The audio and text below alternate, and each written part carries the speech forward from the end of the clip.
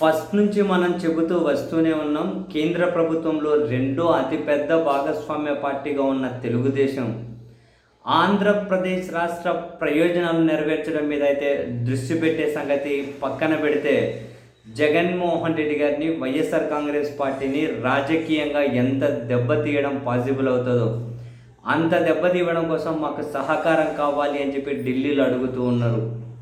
And AP liquor case అని చెప్పి అది బయటకు వచ్చిన దగ్గర నుండి చంద్రబాబు నాయుడు గారు వాళ్ళ టీం ఢిల్లీలో అడుగుతూనే ఉన్నారు. ఎన్ఫోర్స్మెంట్ డైరెక్టరేట్తో విచారణ జరిపించాలి, ఈడీని ఇందులో ఎంటర్ చేయించాలి.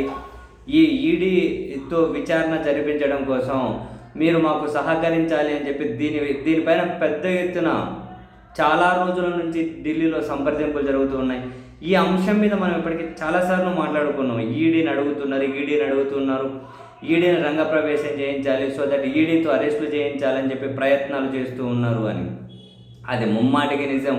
తాజాగా ఎన్ఫోర్స్మెంట్ డైరెక్టరేట్ మద్యం కేసును విచారిస్తున్నటువంటి సిట్ ఏదైతే ఉందో ఆ సిట్ చీఫ్గా ఉన్న విజయవాడ కమిషనర్ రాజశేఖర్ బాబుకి ఈడీ లేఖ రాసింది. Prevention of money laundering act 2002 ప్రకారం మేము విచారణ చేస్తాం. ఈ కేసుకు సంబంధించినటువంటి ఎఫ్ఐఆర్లు, ఇప్పటి వరకు మీరు చేసిన విచారణ వివరాలు, ఎవరిని అరెస్ట్ చేశారు, వాళ్ళ వాంగ్మూలాలు ఏంటి, వాళ్ళ బ్యాంక్ అకౌంట్లు ఏంటి, ఏం సీజ్ చేశారు, మొత్తం వివరాలన్నీ మాకు పంపించండి అని చెప్పి ఎన్ఫోర్స్మెంట్ డైరెక్టరేట్ సిట్ చీఫ్కి లేఖ రాసినట్లు మీడియా రిపోర్ట్ చేస్తూ ఉంది. లేఖ రాసింది, త్వరలో ఈడీ ఎంట్రీ కాబోతుంది అని. యాక్చువల్గా తెలుగుదేశం పార్టీకి ఫస్ట్ కావాల్సింది ఇదే. రాష్ట్ర ప్రయోజనాలు ఏంటి, అవి ఇవన్నీ జనాలు గుర్తుపెట్టుకుంటారు అని చెప్పి వాళ్ళది ఒక డిఫరెంట్ స్ట్రాటజీ ఉంటుంది ఫస్ట్ నుంచి. ఎంతసేపు ఉన్న ప్రత్యర్థులను బలహీనం చేయాలి, ప్రత్యర్థుల మీద దుష్ప్రచారం చేయాలి, ప్రత్యర్థుల మీద కేసులు పెట్టాలి, ప్రత్యర్థులను జైలుకు పంపించాలి, ప్రత్యర్థుల మీద బురద చల్లేది, ఇదే కాన్సెప్టే. సో ఇప్పుడు ఈ మంది కాదు, చంద్రబాబు నాయుడు గారు ముఖ్యమంత్రిగా బాధ్యతలు తీసుకుంటున్న ఫస్ట్లో నుంచి మనం చెబుతూ వస్తున్నాం.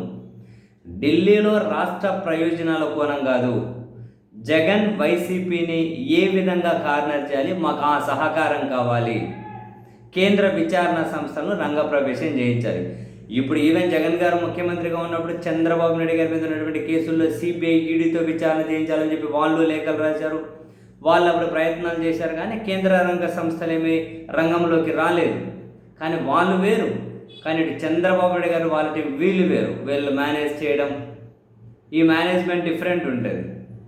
సో ఇప్పుడు ఈడీ సిట్కి లేఖ రాసింది, మేము విచారణ చేస్తాం, వివరాలన్నీ కావాలి అన్నారంటే నెక్స్ట్ ఇంకా రేపు ఎల్లుండో ఈడీ డెఫినెట్ కేసు ఫైల్ చేస్తుంది. ఈడీ కేసు ఫైల్ చేసిన తర్వాత నెక్స్ట్ వాళ్ళు విచారణ స్టార్ట్ చేస్తారు. కరెక్ట్ టైం చూసి వాళ్ళు అరెస్ట్లకు దిగుతారు. సో అది ఒక పెద్ద తతంగం, ఇంకా అది ఒక పెద్ద ప్రాసెస్ లాగా ఉంటుంది. మరి జగన్ అయినా, వైఎస్ఆర్ కాంగ్రెస్ పార్టీ అయినా వీటన్నింటినీ తట్టుకొని నెక్స్ట్ 4 సంవత్సరాలు ఏ విధంగా నిలబడగలుగుతారనేది $1 మిలియన్ ప్రశ్న. అది ఇప్పుడు కాదు, నేను ఫస్ట్ నుంచి చెబుతూనే ఉన్నాను. మన మాట నిజమైంది, ఇందులో ఈడీ రంగ ప్రవేశం చేయబోతూ ఉంది.